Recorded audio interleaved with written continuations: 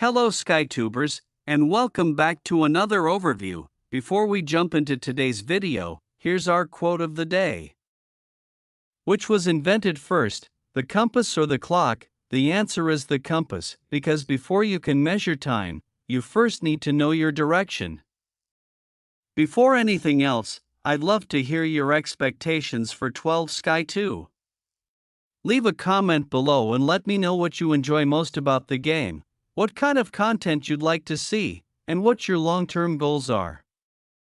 Your feedback helps me understand the community better and create guides that are actually useful for both new and experienced players. My philosophy has always been simple: 12 Sky 2 is a game that's meant to be enjoyed. That's why I've been creating these minimum requirement guides, to give new players a clear direction and realistic objectives without making them feel like they need impossible gear to compete. If you've noticed, I've recently uploaded several videos focused on ranged weapons, and today we're taking another step in that direction. In this guide, I'll be showcasing an assassin socket build on a Rebirth 6 character with no palace rank, no title, a very basic mount, and almost no elixirs. This is a setup that I consider very free-to-play friendly, requiring only a relatively small investment while still being effective in PvP. The most important thing is to set your direction first, then your objectives. Once you know what you're aiming for, progression becomes much more enjoyable. This build is designed for both solo PvP and team fights, giving you the flexibility to participate in different types of content without needing top-tier equipment. For anyone looking to follow this setup, my recommended minimum gear would be a complete CS12 set for the HP bonus, either as Crimson or Purple set you can choose, a CS12 ranged weapon, basic accessories, a costume, and damage and HP mount. The total investment for this setup is approximately 200 to 250 billion silver. On top of that, I'm using only a 10 billion silver pet and a simple dodge cape to increase survivability. As you'll see throughout the video, this character is almost completely clean. There are no expensive buff books or premium stat boosts. The goal is to test whether a practical, budget-friendly build can still perform well in real PvP situations.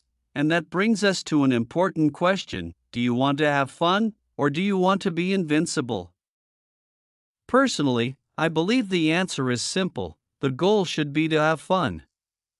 Treat the game as a hobby, enjoy the progression, make friends, create memories, and improve step by step instead of chasing perfection. Another advantage of this setup is its versatility.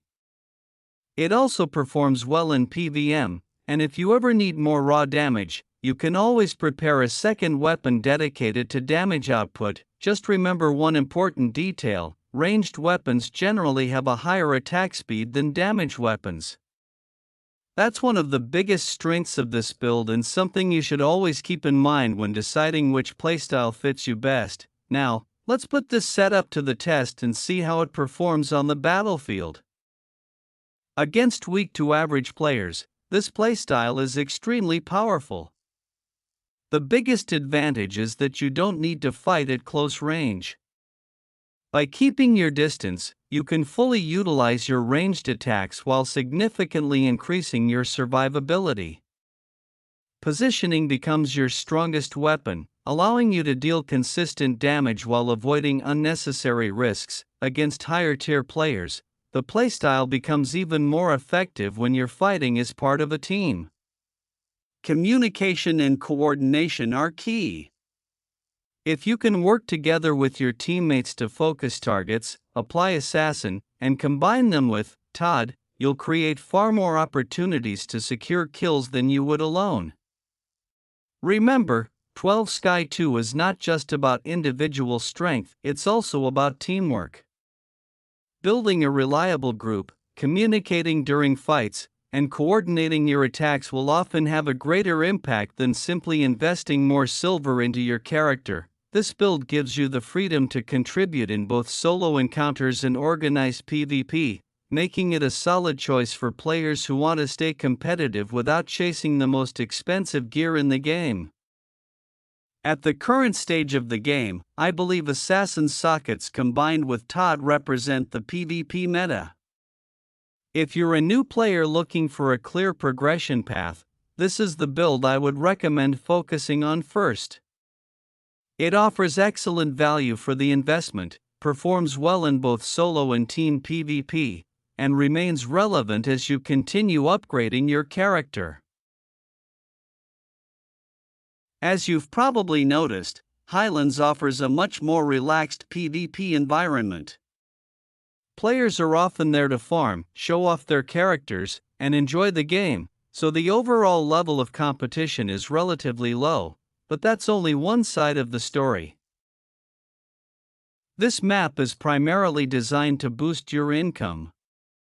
It's populated almost 24/7 with players who are farming silver and resources to fund their progression and prepare for the higher-end content of the game. I also wanted to showcase PvP in this map because it clearly demonstrates how assassin sockets activate and perform even without expensive buff books or premium boosts. It gives a realistic example of what players can expect from this setup in everyday gameplay. As I mentioned earlier, while the build is perfectly capable of holding its own in solo PvP, its true potential shines in team fights. Coordinating with your teammates, focusing the same targets, and combining assassin sockets with Todd creates a much stronger and more consistent PvP experience than relying on individual damage alone. In my opinion, this is one of the most efficient ways for a new player to progress, not only by increasing their income through farming but also by becoming a valuable asset in group PvP while continuing to upgrade their character over time. Outpost wars are a completely different experience compared to Highlands. This is where the level of competition increases, and players are actively looking to secure as many kills as possible rather than simply farming or showing off their characters. One of the biggest advantages of using a ranged weapon is its increased attack speed, which allows you to keep your distance, react more quickly, and improve your overall survivability. However, it's important to stay realistic. At the current state of the game, you can still be eliminated very quickly, regardless of your build. Positioning, awareness, and teamwork remain just as important as your gear. From my experience, running with a 5-player team makes a huge difference. Good communication and coordinated target focus will always outperform individual play, so don't hesitate to bring your friends or even reconnect with former teammates from other games. 12 Sky 2 becomes much more enjoyable when you're progressing and fighting together. Overall, I hope this guide demonstrates that you don't need top-tier equipment to be effective in PvP. High-end builds certainly have their advantages, but they're not the only path to success.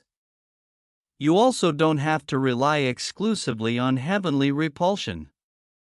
An Assassin Tears of Death, Todd, socket setup is a highly effective alternative that offers excellent value, especially for new and returning players looking to become competitive without investing an enormous amount of silver. As a final overview, let's take a look at the character's final stats and the overall setup. This build reaches a total of 7.75 Assassin, 1.5 Touch of Death, Todd, 0.5 Freeze. Every piece of equipment is refined to 8, providing a solid balance between performance and cost without requiring an excessive investment. For the supporting gear, I purchased the cape for only 17 billion silver and left it completely unchanged. The pet is also a clean tier 4 turtle, purchased for 10 billion silver, proving once again that you don't need expensive upgrades to build an effective character. When it comes to accessories, the most valuable item in this setup is the 120% destruction wings. I'm also using a 100 stat costume purchased directly from the item mall to complete the build. If there's one message I'd like you to take away from this guide, it's this: play smart, not hard. You don't need to own the most expensive gear on the server to enjoy PvP or become a valuable player. Set realistic goals, upgrade your character step by step, and invest your silver where it gives you the biggest return. If you're interested in learning more about gearing, every guide covering D12 and Rebirth 6 socketing, refining, reinforcing, and other enhancement systems is available in the Gear Enhancement playlist on this YouTube channel. I highly recommend checking it out if you're planning your next upgrades. Thank you so much for watching. I hope this guide helped you or gave you a new perspective on building a budget-friendly PvP character. If you found the video useful, please leave a like, subscribe to the channel, and turn on notifications so you don't miss any future guides, tips, or gameplay videos. Until next time, take care, and I'll see you on the battlefield.